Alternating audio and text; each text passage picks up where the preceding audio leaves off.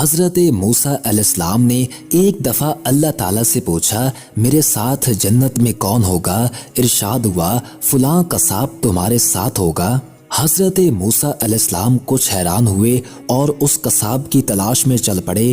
وہاں دیکھا تو ایک قصاب اپنی دکان میں گوشت بیچنے میں مصروف تھا۔ اپنا کاروبار ختم کر کے اس نے ایک گوشت کا ٹکڑا ایک کپڑے میں لپیٹا اور گھر کی طرف روانہ ہو گیا۔ حضرت موسیٰ علیہ السلام نے اس قصاب کے بارے میں مزید جاننے کے لیے بطور مہمان گھر چلنے کی اجازت چاہی۔ گھر پہنچ کر قصاب نے گوشت پکایا، پھر روٹی پکا کر اس کے ٹکڑے شوربے میں نرم کیے اور دوسرے کمرے میں چلا گیا جہاں ایک انتہائی کمزور بڑھیا پلنگ پر لیٹی ہوئی تھی۔ قصاب نے بمشکل اسے سہارا دے کر اٹھایا، ایک ایک لقمہ اس کے منہ میں دیتا رہا۔ جب اس نے کھانا تمام کیا تو اس نے بڑھیا کا منہ صاف کر دیا۔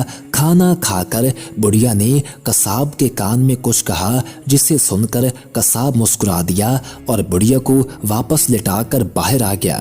حضرت موسیٰ علیہ السلام جو یہ سب دیکھ رہے تھے، آپ نے قصاب سے پوچھا، یہ عورت کون ہے اور اس نے تیرے کان میں کیا کہا جس پر تو مسکرا دیا؟ قصاب بولا، اے اجنبی، یہ عورت میری ماں ہے۔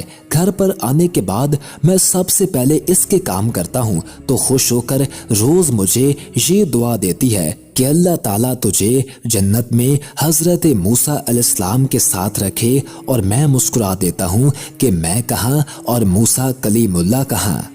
ویڈیو پسند آنے کی صورت میں ویڈیو کو لائک کر دیں اور ہمارے چینل کو سبسکرائب کر دیں اور ساتھ ہی بیل کے آئیکن کو پریس کر دیں تاکہ نئی آنے والی ہر ویڈیو آپ کو ملتی رہے۔